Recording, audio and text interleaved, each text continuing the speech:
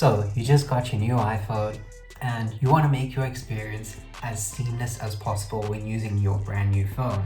So today I'm going to be going over 10 things you need to do when you get your new iPhone.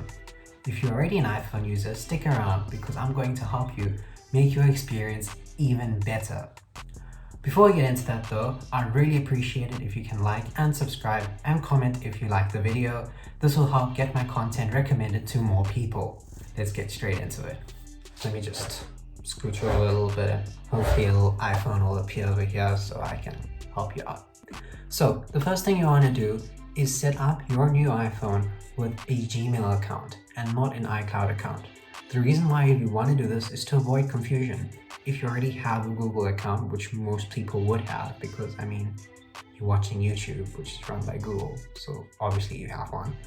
So to avoid any confusion between your iCloud and your Gmail account, you'd want to call your iCloud account with your Gmail account. To do this, if you're an existing Apple user, go to appleid.apple.com and then change your email address in your account settings. If you're a new user, when you're setting up your new iPhone and your Apple ID, just simply enter your current Gmail account. Now you want to add your actual Google account. To do this, go down to Settings, then open Passwords and Accounts. From there you want to add a new account and then click Google. Go through the sign-in process by entering your current Gmail address and your password, and then go back to the same setup. Then click Gmail, and then ensure all the toggles are turned on. From there, stick with me, it's a little bit tedious, but from there you want to go down to your calendar settings. There you want to turn on your default account to your Gmail account. You want to do the same for your contacts, so regardless of whatever brand of device you're using in future, or currently if you want to use a laptop, you can do that and all your contacts and calendar will sync through all of these devices. That is the benefit of using a Gmail account instead of an iCloud account.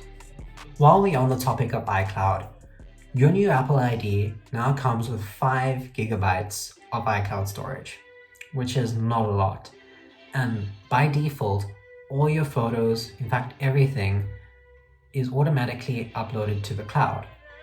And considering your new iPhone is between 64 to 128 and even more gigabytes, that storage is going to fill up quickly. And the problem with that is that you're going to have a lot of errors and pop-ups along the way, such as once your iCloud storage is full, sometimes your recycle bin or recently deleted on iPhone, that won't really function as much anymore, and a couple of other errors that you don't want to get yourself into, especially because it's such a small 5 gigabytes of storage.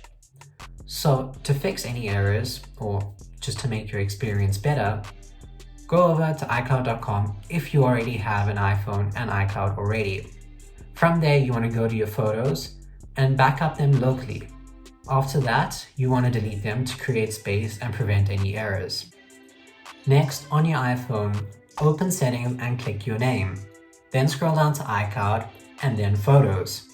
You've got to make sure you're connected to the internet for this one, and after that, turn iCloud Photos off. This way, all your normal account activities such as your Apple Notes, calendar, phone logs, everything that happens in the background in terms of the cloud will sync seamlessly and you won't have any errors between working with all your devices, and it will probably be a much better experience as when you were using that 5 gigabytes of data storage and it wasn't much use to you.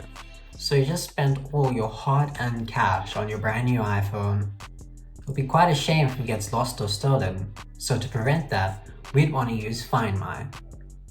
What Find My is a service from Apple that helps you track all your Apple devices, and even sometimes when they are offline and not connected to the internet. To switch on Find My, open Settings and then click your name. Click Find My and turn it on.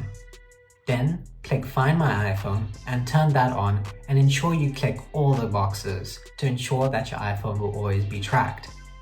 Then swipe back to Find My and then turn Share Location with Family on.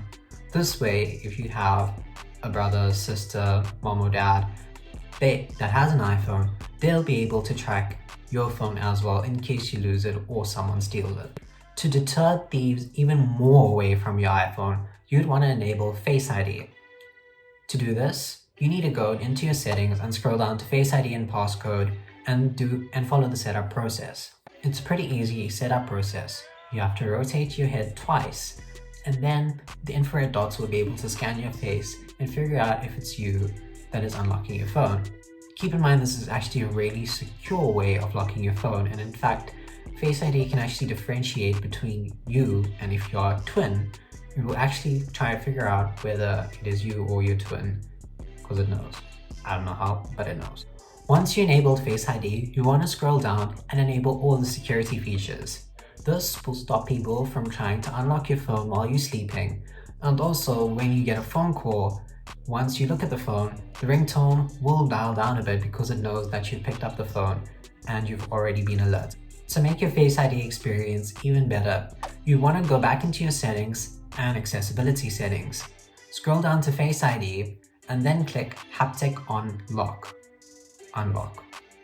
What this does is that each time it unlocks your iPhone, you'll feel a slight vibration, which is pretty useful, especially if you're having a conversation with someone. You don't really realize that your phone is unlocked, but unless you have the Taptic motor that vibrates, if you don't have that on, your phone will unintentionally unlock and people who are around you will be able to see your iPhone, and I don't think you'd want them reading through your messages, do you? So with the vibration motor, you'll be able to know that it's unlocked once it has scanned your face.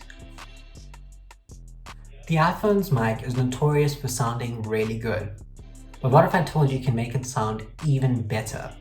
Well, you can enable phone noise cancellation when you're on a call with someone. What this feature does is that whenever you're on a call in a noisy environment, say on a train or on a bus where a lot of people are talking, it will be able to detect all these ambient sounds and reduce them, so the person you're on the phone with will only hear your voice that is loud and clear, and all the other ambient noises are all cancelled out.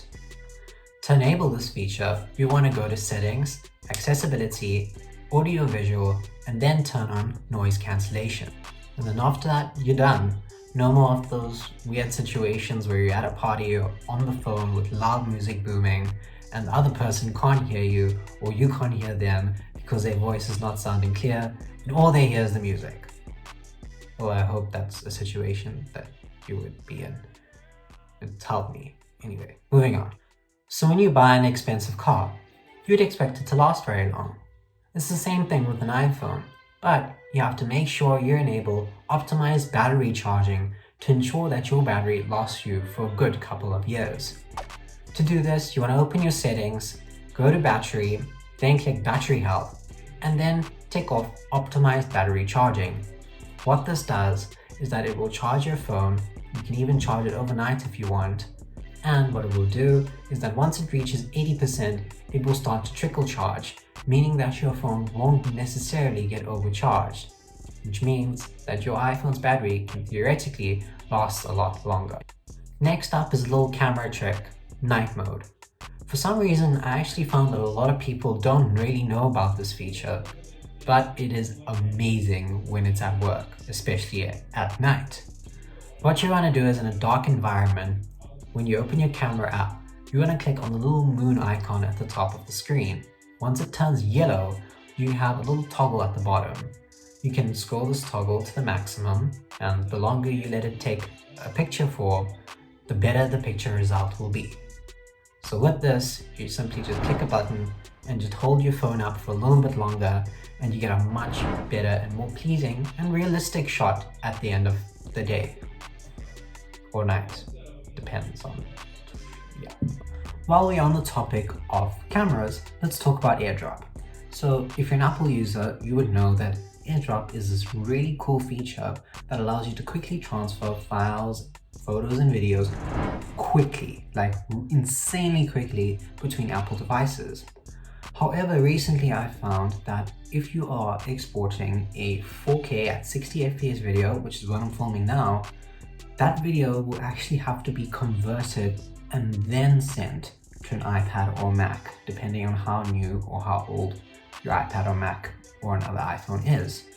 So that defeats the whole purpose of Airdrop because it's going to take a lot longer for your files to convert and transfer to send to a friend or a family member. So what you've got to do is you've got to go into the camera settings, go down to formats, and then from high efficiency, click most compatible. And that way you'll be able to transfer your Airdrop files with that Airdrop speed that you used to. Moving on to the emergency SOS features from Apple. Okay, safety wasn't first, but safety is good anyway. So to enable these features, go into your settings and then click emergency SOS. Then enable all the toggles for call and auto call, so to automatically call the available people that will be able to respond to you in an emergency situation. You also want to go and set up your emergency contacts in the Health app. Thus, instead of calling your local emergency services, it can call maybe a parent, husband, wife, whatever. And last up for the video, you want to enable Listen for Hey Siri. No, I'm not now. I'm busy doing a video. Just go away. Thank you. Bye. So you want to enable Listen for Hey Siri. This is always a good feature that will always come in handy, especially when your hands are messed or you can't really get to your phone. You might need it in an emergency situation like how I mentioned earlier, when you can't get to your phone, or if you're just in a sticky situation where you can't use your phone physically. So to access Siri hands-free at all times, you do the following. Go to Settings, Siri and Search, and the first toggle, enable Listen for Hey Siri. This way, Siri will always be ready for you whenever you shout, "Hey Siri." If you want Siri to respond when your iPhone is facing down, you want to go to the accessibility settings and then scroll down to Siri and then turn on Listen for Siri when phone is facing down or covered. In that way, Siri will always be ready for you regardless of whether she's in your pocket or on a table facing down, as the setting implies. So guys, that is it for this video. I think we went a little bit over 10 tips, but hey, the more the merrier.